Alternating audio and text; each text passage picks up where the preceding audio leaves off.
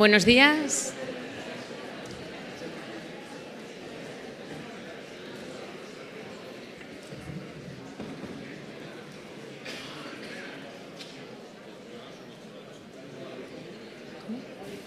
Sí, pero muy cortito.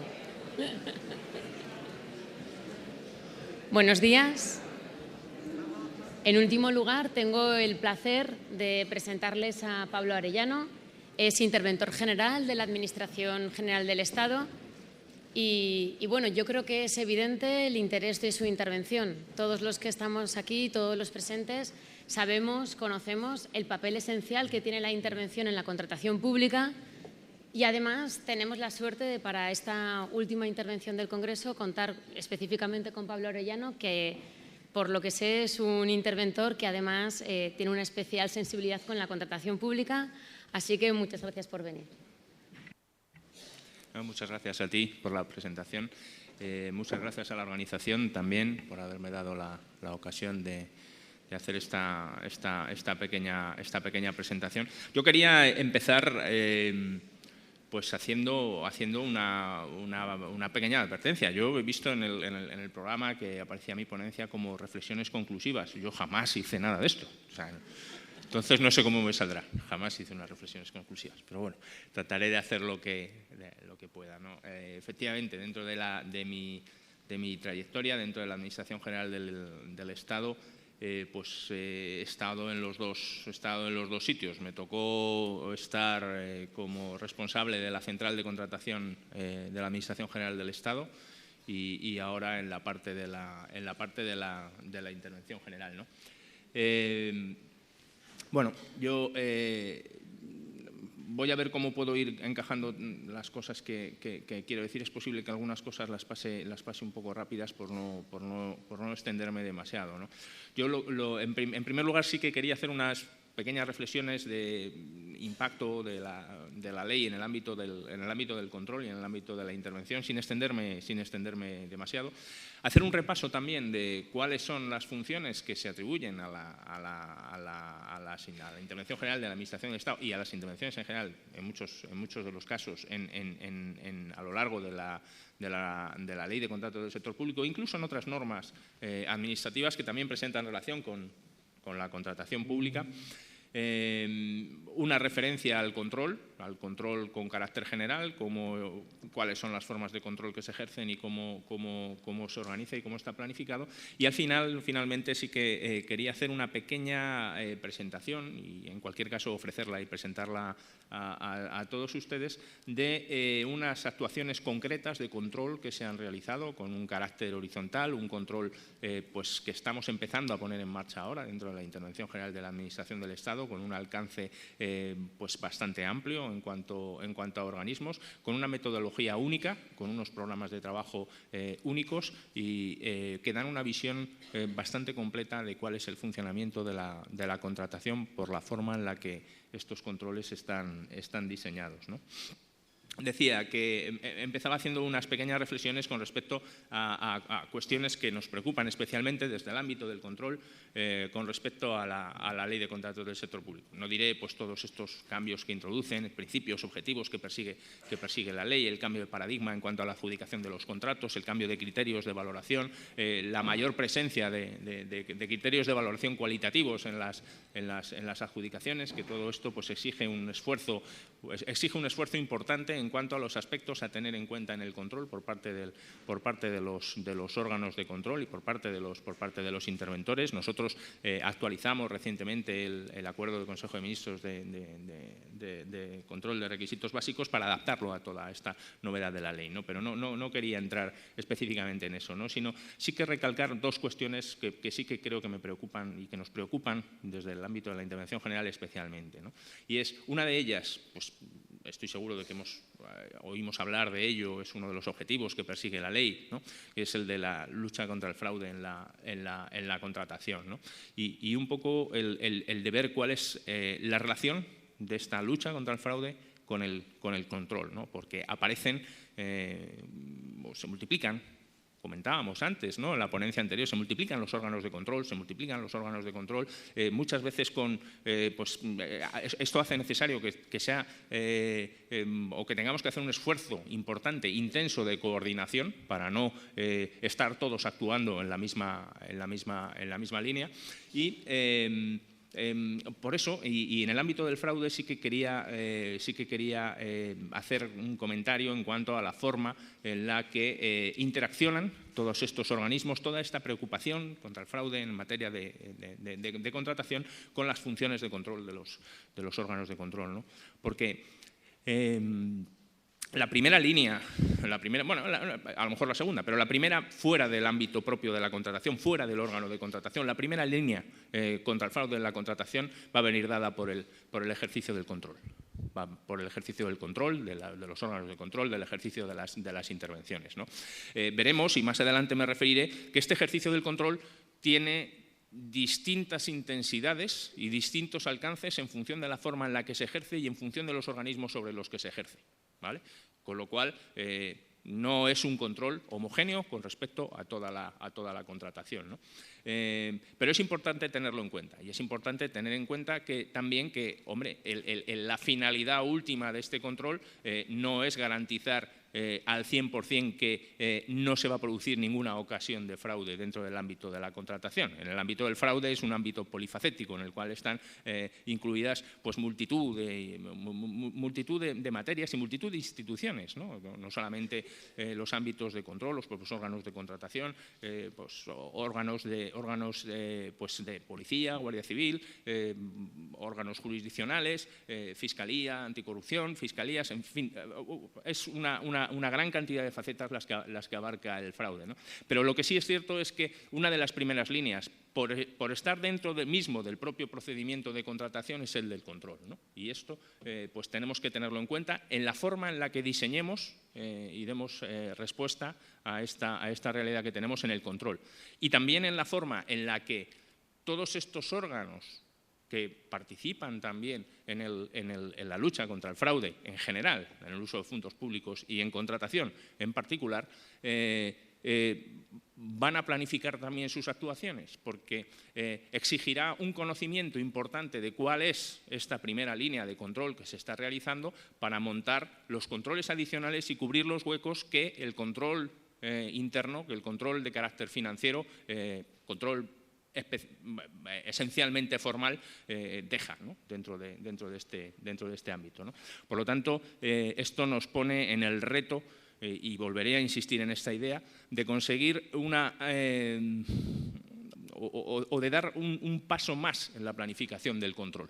Tener en cuenta cuáles son las herramientas, tener muy delimitado cuál es el ámbito del control para poder distribuir cada una de las actuaciones que tengamos que hacer en esta materia, ¿no? La segunda cuestión, también derivada de la ley de contratos del sector público, es el importante avance que se produce en la contratación electrónica. Avance que va en paralelo con el avance de la administración electrónica también. Claro, esto nos lleva a un cambio esencial también. Hasta ahora,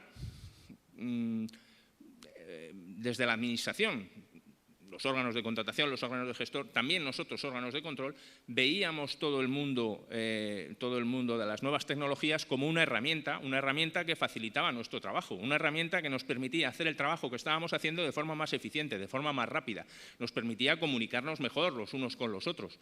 Pero es que ahora estamos dando una vuelta adicional.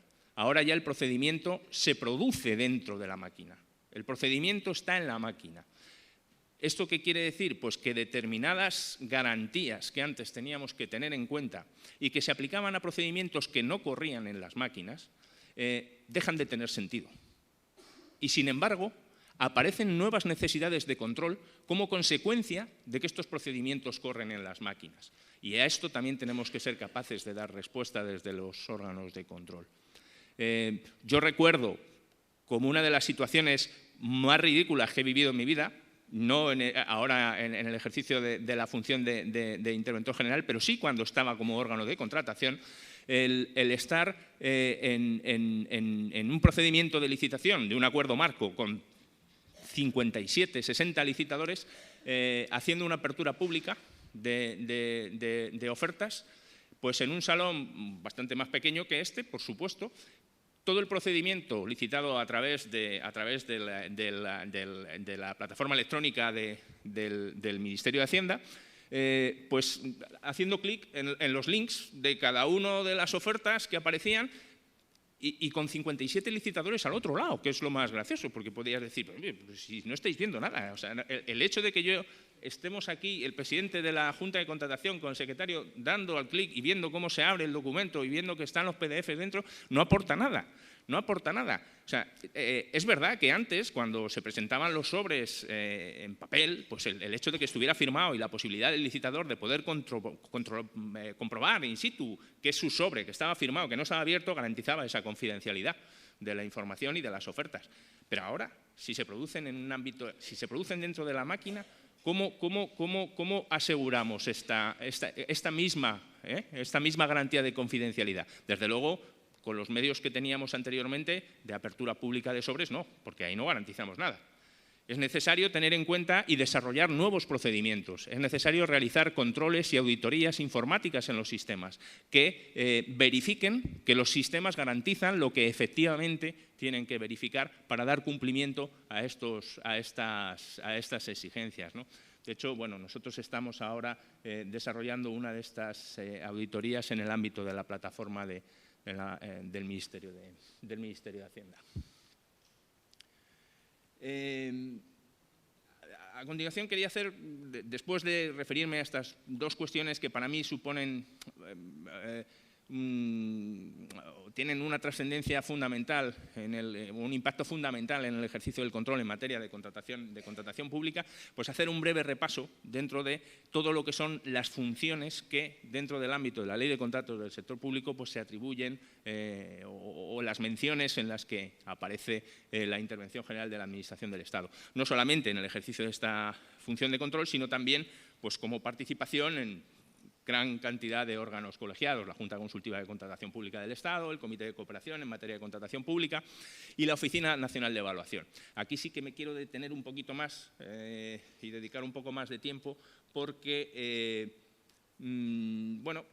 ya sabe, la Oficina Nacional de Evaluación nace un año y pico antes que la nueva Ley de Contratos del Sector Público, queda sin desarrollar, entra en la Ley de Contratos del Sector Público, pero se adscribe a la Oficina de Regulación y Supervisión de la Contratación. En fin, ha habido un poco de lío con esta oficina, ¿no? Y eso que en el ámbito en el que tiene que operar la Oficina Nacional de Evaluación ya es bastante complejo, que es el de las concesiones que hemos estado escuchando también la ponencia anteriormente. Entonces, si teníamos poco lío con eso, pues venimos con la Oficina Nacional de Evaluación, ¿no? Y no solamente eso, sino que estas funciones de la Oficina Nacional de Evaluación, si no se solapan en ocasiones, sí que entran en un contacto muy estrecho con otro tipo de funciones que en la propia Ley de Contratos del Sector Público se atribuyen a órganos distintos, ¿no?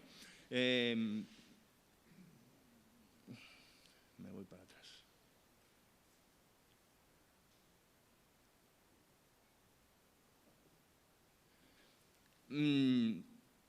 Porque la Oficina Nacional de Evaluación tiene que informar aquellos contratos de concesión de obras o servicios públicos en los cuales se producen aportaciones por parte de las administraciones públicas o en los cuales el precio del pago se asume por parte de las administraciones públicas, ¿no?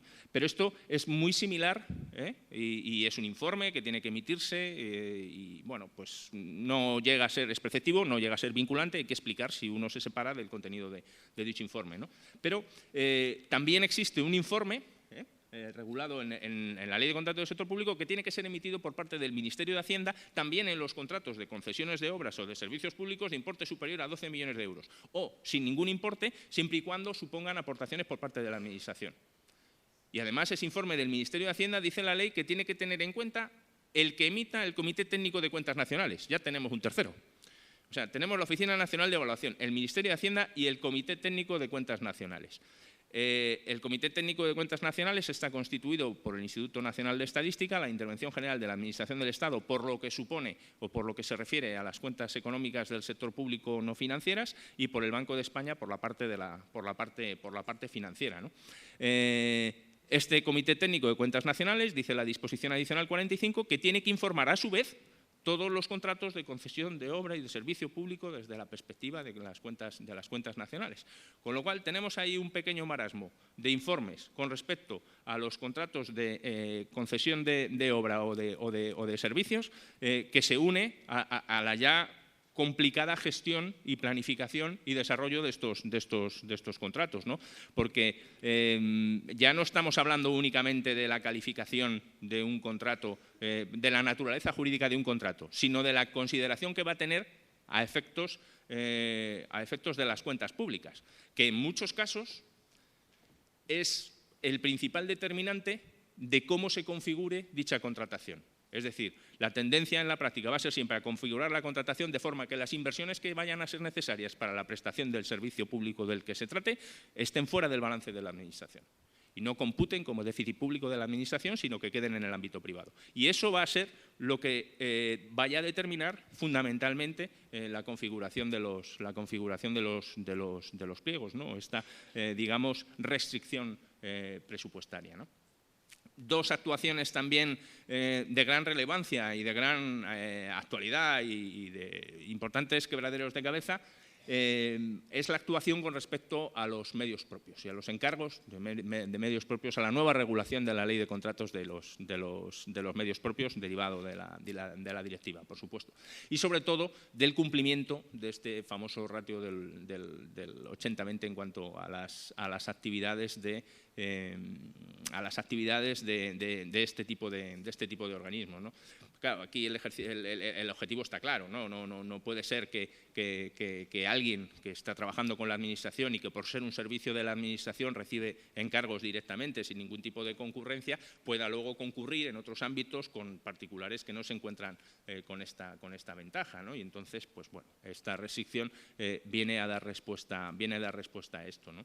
No obstante, claro, pues esto supone un cambio importante en la Administración, un cambio además en la práctica y además prácticamente inmediato, de ya, que son de los cambios más traumáticos que pueden suceder en la Administración.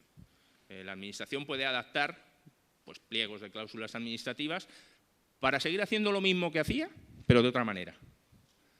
Pero claro, ya que te cambien el paso y decir esto que estaba haciendo ya no puedo hacerlo, esto ya es mucho más complicado. ¿No? Entonces, en esta valoración también estamos metidos nosotros, nos mete tanto la Ley de Régimen Jurídico del sector público, con un informe previo que tenemos que hacer en la declaración de medios propios de los organismos públicos, y tenemos que verificar también como auditores de cuentas en todos los organismos o entidades públicas que tengan esta consideración de medio propio, que efectivamente en la memoria se justifica, en la memoria de las cuentas anuales se justifica, y está razonablemente justificado, que se cumple este ratio que el 80% de su actividad proviene de actuaciones encomendadas por la Administración de la cual resulta medio propio, ¿no? Es una función pues que, bueno, pues de especial relevancia en la actualidad, ¿no? De hecho, hemos emitido actualmente unos 15 informes de este tipo, de los cuales 9 han sido favorables al mantenimiento de la condición de medio propio de determinados organismos y 6 no, han perdido la condición de medio propio y, en consecuencia, pues ya no pueden recibir encargos, ¿no? Otra de las cuestiones, y que sí me gustaría hacer una breve referencia al final, es a la obligación que tenemos de hacer un informe resumen de resultados de control al Oirescon pues, anualmente, ¿no? Este informe lo hemos remitido ya. Es un informe que dice la ley, además, que en el momento en el que se remite, en el plazo de un mes, se tiene que hacer público. Y nosotros lo hemos hecho público ya, lo tenemos colgado en el portal de Administración Presupuestaria, en la dirección que aparece ahí arriba, y ahí se puede ver cómo funciona, ¿no? Entro en la segunda de las tres partes que quería comentar, un poco pues, la referencia genérica al control de la contratación. No me voy a extender en otro tipo de controles administrativos, jurisdiccionales de legalidad, control de mercados y de competencia. Bien, el control de la Oficina de Regulación y supervisión de la contratación como un control, digamos, más macro de la actividad de contratación en España, ¿no? Para centrarme en el control económico-financiero, ¿no? Y dentro del control económico-financiero, de los dos tipos, del control externo ejercido por órganos de control externo de las comunidades autónomas o Tribunal de Cuentas, el control interno que ejercemos los órganos de control interno. También una precisión que me gusta hacer, cuando hablamos aquí de control interno, lo hacemos por contraposición al externo de Tribunal de Cuentas y OCEs. Es decir, no confundamos con un control interno tipo auditoría interna de una determinada entidad, porque no es eso. No es eso. El control interno que ejercen los órganos de control es un control que depende del Ministerio de Hacienda, pero cuando se ejerce en cualquier otro ámbito, en ámbitos pues de sanidad, de educación, de defensa o de exteriores, actúa como un verdadero control externo, porque no depende de los que toman las decisiones en esos ámbitos, sino que depende del Ministerio de Hacienda. O sea, eso es una precisión que siempre conviene hacer porque luego hay mucha confusión a la hora de hablar del control interno, ¿no? El control que se ejerce por parte de los órganos de control del Estado, comunidades autónomas o entidades locales tiene esa característica particular que la separa un poco de un control interno puro. 4 tipos de actuaciones de control, ¿vale? Realizamos en la intervención general el control previo, fiscalización previa, la participación en mesas y juntas de contratación, que aunque no aparece como una actuación de control muy específica, pero bueno, siempre estamos ahí, presentes, siempre que hay una mesa, siempre que hay alguna junta de contratación, ahí estamos, el control financiero y la auditoría pública, ¿vale? Con esas 4 modalidades. Unas notas solo, muy por encima, sin desarrollar absolutamente nada del control previo, porque me interesa hacer una foto de cada una de las herramientas de control para ver luego cómo se articulan en la contratación. El control previo es un control de legalidad, básicamente, no ve otro aspecto, es un control de legalidad financiera. Es un control que se inserta dentro del procedimiento, es decir, forma parte del procedimiento, ¿vale? De esta forma, es un control exhaustivo que afecta a todos y cada uno de los actos que tienen relevancia económico-financiera en el procedimiento de contratación, a todos. Y a todos los contratos, por supuesto. Tiene efectos suspensivos. Digo, se inserta en el procedimiento de contratación si hay se da alguna de las circunstancias que hacen que se desencadenen estos efectos suspensivos, no se puede continuar el procedimiento hasta que esas deficiencias se subsanan. Tiene carácter contradictorio. El criterio del órgano de contratación no prevalece sobre el órgano de contratación. Siempre hay un procedimiento de resolución de discrepancias en caso de que no haya acuerdo entre los órganos de control y de gestión, ¿no? Y, bueno, como comentaba antes, se ejerce en una doble modalidad, una plena, se ven absolutamente todos los aspectos relativos a los expedientes, o de requisitos básicos en los cuales pues, se determinan una serie de cuestiones que se consideran de especial relevancia y son estas exclusivamente las que se miran, en las que determinan estos efectos suspensivos, ¿no?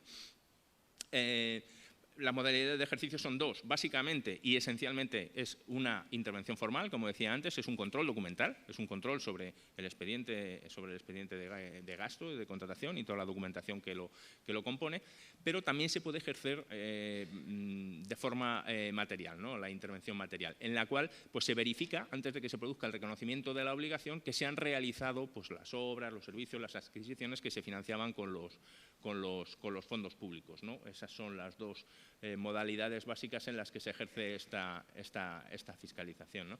Bueno, aquí simplemente un poco de datos estadísticos en relación pues, al año 2018, pues, expedientes de contratación que se han fiscalizado con importes tanto en el ámbito de los ministerios y el ámbito de las intervenciones territoriales, de la Intervención General de la Administración del Estado y de sus organismos autónomos, ¿no? Bueno, pues, tampoco tiene mayor interés que ilustrar un poco pues, lo que estaba diciendo, ¿no? En este caso, pues, la gráfica lo que nos representa son las actuaciones de intervención material de la inversión, de los contratos que se han hecho o la evolución que lleva durante estos ejercicios, ¿no? Decir que no todos los contratos son objeto de recepción. Hasta 50.000 euros no hace falta solicitarla, de 50.000 euros a medio millón se hace un procedimiento específico y aleatorio de determinación de representantes de la intervención en la recepción y por encima de 500.000 euros se reciben todas las obras o servicios, ¿vale? Hay un supuesto también, o sea, os decía que el control previo se inserta dentro del procedimiento administrativo, de manera que en caso de que se omita este trámite y se determine la anulabilidad de los actos que se producen como consecuencia de la omisión de un trámite esencial, la Ley General Presupuestaria prevé un trámite especial de convalidación de este tipo de actuaciones, ¿no? No se puede reconocer la obligación, tramitar pago ni intervenir favorablemente en ninguna de estas actuaciones hasta que se resuelva esta omisión en el ámbito del Estado por parte del Consejo de Ministros, ¿no? Número de expedientes en los que se han producido durante 2018 este tipo de circunstancias, pues hay también un poco de información estadística de los que se han llevado, ¿vale? Juntas y mesas de contratación, bueno, pues siempre tiene que haber presente un interventor o un órgano o un funcionario que tenga atribuida la función de control interno dentro de cada una de las entidades, ¿vale? Segunda modalidad de control, control financiero permanente. El control financiero permanente es un control posterior. No tiene efecto inmediato, no paraliza ningún tipo de expediente. Su finalidad es emitir una opinión sobre la regularidad, no solamente la regularidad desde el punto de vista de la legalidad de una actuación, sino la regularidad financiera, desde el punto de vista de la economía, eficiencia y eficacia de la actuación. Es una actuación planificada. No se realiza sobre la totalidad de los actos, sobre la totalidad de los contratos, ni siquiera en ocasiones sobre la totalidad de los organismos. Es objeto de una planificación, un análisis de riesgos y determinación de muestras que van a ser objeto de análisis, ¿no? Y en cuanto, bueno, pues al ámbito subjetivo, digamos que se ejerce dentro de la Administración General y dentro de los organismos administrativos. Y la tercera modalidad de control es la auditoría pública, que es una verificación a posteriori. La auditoría pública se va a ejercer sobre todo sobre entidades públicas empresariales, sociedades mercantiles, fundaciones, fondos sin personalidad. Es igual que en el caso anterior, es un control posterior, técnicas de auditoría, análisis de riesgo, muestreo y un control no exhaustivo de la actuación, como puede ser la fiscalización previa, ¿no? Entonces, esto sí que me interesaba más destacarlo. Entonces, teniendo en cuenta esta triple modalidad de ejercicio del control y teniendo en cuenta todo lo que es el abanico de las entidades públicas que aparecen en la Ley de Régimen Jurídico del Sector Público, he tratado aquí de hacer una clasificación de las que la Ley de Contratos del Sector Público clasifica como poderes adjudicadores, no poderes adjudicadores, y en función de eso, cuál es el tipo de control.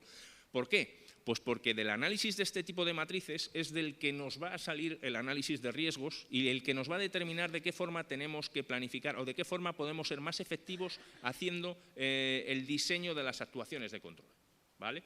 Es evidente que allí donde tenemos un control exhaustivo, donde hay una intervención previa, donde se ve todos y cada uno de los actos de todos y cada uno de los contratos, el riesgo de que aparezca una conducta irregular se reduce prácticamente a cero. De hecho, pues todos somos conscientes de los grandes casos, los grandes supuestos de fraude de los que se hablan y que tenemos ahora mismo en tribunales, todos tienen más que ver con ámbitos en los que no se da esta intensidad del control previo, ¿vale?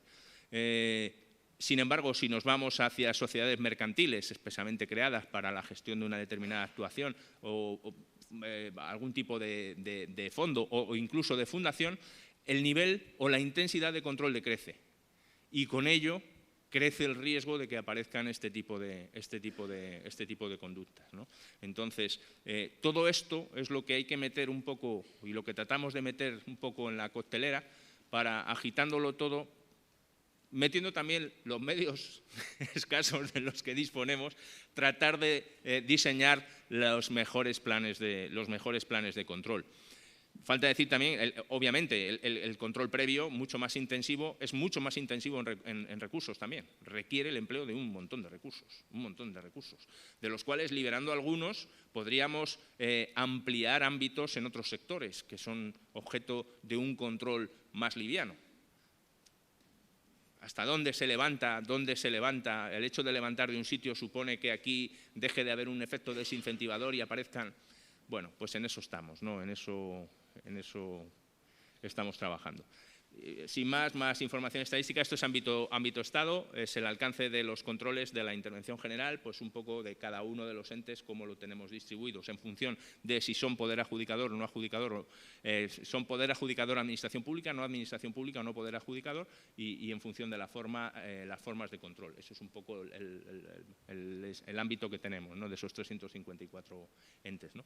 Y ya sí que para terminar, una brevísima referencia, porque me parece un poco de interés, destacar algunos aspectos de los que comentaba anteriormente que se han puesto de manifiesto como consecuencia de los controles y de esta forma de control que estamos implementando en la Intervención General de la Administración del Estado, controles horizontales que abarquen todo nuestro ámbito de aplicación, que seleccionen entidades en función del análisis de riesgo y que podamos obtener resultados comparables y horizontales entre todos, trabajando con los mismos criterios y con los mismos programas de trabajo, ¿no?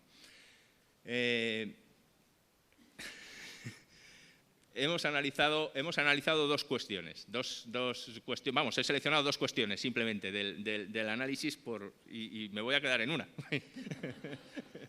que son, por un lado, una de las cuestiones que hemos hablado también antes y que nos preocupaban un montón, los contratos menores. Claro, no hay nada más, como decía antes, no hay nada más que perturbe a la administración que le cambien el paso en una cosa que tiene que dejar de hacer lo que estaba haciendo. Es decir, si yo sigo haciendo lo que estaba haciendo de otra manera, no me importa. Pero si tengo que dejar de hacerlo o hacerlo de otra manera, pues es mucho más complicado, ¿no? Entonces, ¿qué hicimos? Hicimos un análisis de la contratación menor en todos estos ámbitos, ¿no? Entonces, bueno, pues estos son un poco los datos que nos arrojan. En cualquier caso, ya digo, como no voy a poder prácticamente contar muy poco de esto, pues el que esté interesado lo puede acceder a la información en la web nuestra del portal de la Administración Presupuestaria, ¿no? Ahí veis la contratación menor y la contratación negociada sin publicidad, es la que la analizamos. En definitiva, la que menos publicidad tiene, ¿no?, la que menos concurrencia promueve, ¿no? Gran cantidad de contratos, en número de contratos de las administraciones, contratación menor. Esto da una idea de por dónde, claro, cada vez que se tocan los contratos menores, pues se organiza la de Dios, claro. Y en contrato negociado sin publicidad, pues un poco igual. En importe, obviamente la cosa cambia radicalmente, con lo cual no estamos hablando de una cosa preocupante cuantitativamente, sino de una forma más cualitativamente, ¿no? Prácticamente el 78% de la contratación, el número de contratos de los poderes adjudicadores a administración pública se produce mediante contratos menores o contratos negociados sin publicidad. Y aproximadamente el 70% de los poderes adjudicadores no administración pública es sin publicidad, ¿vale? Esto es un poco en número de contratos, no en importe. En importe la cosa cambia radicalmente, nos pasamos a 17,78 y a un 6,54. La cosa cambia radicalmente en importes, ¿vale? Otra cuestión que estuvimos viendo, pues en la contratación negociada sin publicidad, ¿cuáles son las causas habilitantes que se emplean, ¿no? Decir que este control ha cogido a caballo texto refundido y ley de contratos, O sea, tiene información, en el informe aparece claramente detallado lo que va de uno u otro, ¿no? Pero vemos que el contrato negociado sin publicidad por razón de la cuantía, pues tiene un importe significativo en los poderes adjudicadores de administración pública, menos en los no administración pública. Pero ahí tiene una importante presencia los contratos negociados por exclusividad, ¿vale?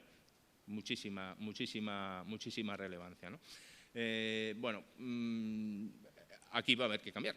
Aquí es de las veces en las que ya no se puede utilizar eso, pues habrá que irse a otro tipo de procedimientos. Para eso tenemos los simplificados y los abreviados y todos estos, ¿no?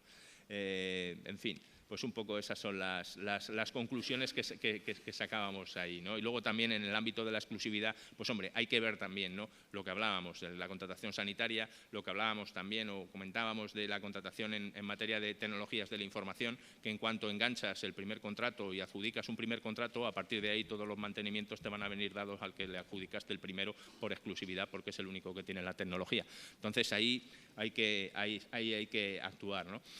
Es importante también, y ya lo dejo, y ya no comento más del informe. Pero esto sí que es curioso. Ahí en el informe hemos tratado de analizar cómo se utilizan estos procedimientos atendiendo a las necesidades que se cubren con estos contratos, distinguiendo distintas modalidades, ¿no? Básicamente se trata de ver si se cubren necesidades permanentes, es decir, necesidades en las que tú sabes que vas a tener que cubrir la necesidad sin solución de continuidad, y cómo se utilizan los contratos menores en ese caso, o necesidades recurrentes, en las que no se da esa solución de continuidad, pero sabes que a lo largo del año tienes 3 o 4, aunque no sean exactamente, ¿no? Para ver cómo se estaba realizando, ¿no? Y entonces, pues bueno, un poco ese es el resultado, tampoco es que sea muy allá, ¿no? En general, se pone de manifiesto una falta bastante generalizada de planificación que comentábamos en cuanto a la contratación, lo que hace que perdamos efectividad, perdamos eficiencia, perdamos ventajas en ahorro económico al fraccionar los contratos en trocitos pequeños en vez de hacer una planificación de qué es lo que vamos a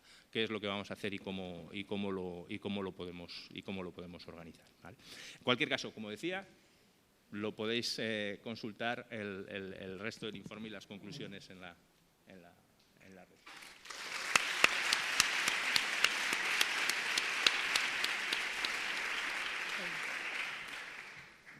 Brevemente, las conclusiones 5 minutos y damos la otra persona que Me estaban acusando por detrás, digo, no puedo hacer nada.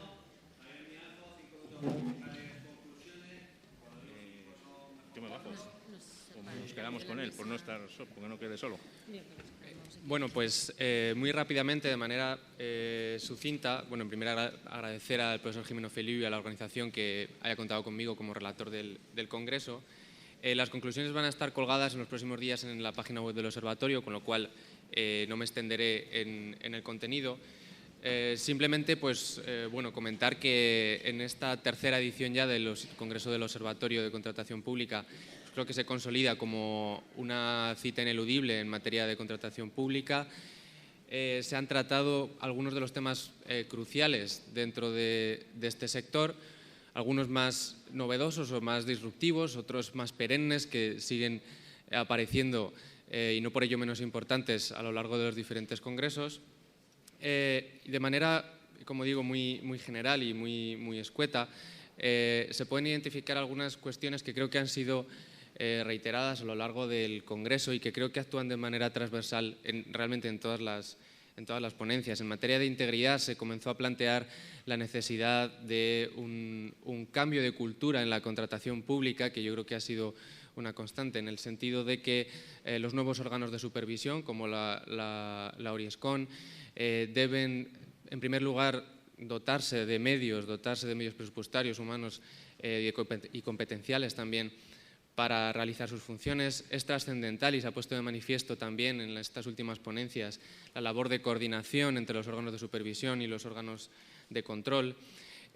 También en estas nuevas funciones que asumen como órganos de supervisión en materia también de prevención de la corrupción y en materia de fomento de la buena administración, y la importancia que tienen el análisis de la implementación de las políticas y el análisis de los datos, la importancia de contar con unos datos de calidad, una buena cantidad de datos que permita ver desde dónde se parte, identificar los errores, realizar mapas de riesgo, etcétera. Otra de las cuestiones que creo que ha sido trascendental o que se ha convertido en un tema transversal a lo largo del Congreso es la calidad, la necesidad de cambiar desde la perspectiva del precio como centro de la licitación a una contratación pública de calidad, que no está reñida con el criterio precio, pero que debe, como digo, cambiar y virar en cierto modo esta concepción. La necesidad de la planificación en el diseño de las compras públicas, la necesidad de nuevo de analizar qué estamos haciendo y tener la oportunidad de producir datos utilizables, datos que puedan utilizarse también por estas nuevas tecnologías que analizábamos ayer, de la inteligencia artificial, el blockchain, que a pesar de la modificación reciente que corta un poco las alas del blockchain o de la tecnología de registro disruptivo, van a seguir deben tener una importante implicación en este cambio de cultura. Se han tratado algunos temas importantes en cuestión de sanidad, universidades que tienen particularidades relevantes, Y finalizando en cuestiones de transparencia, de confidencialidad y de competencia que esta mañana se han resaltado como algunas de las cuestiones principales y sobre las que también, por ser algo más tradicionales, no debemos olvidar este cambio que debe convertir a los propios gestores en actores principales. Nada más y perdón si me he extendido demasiado.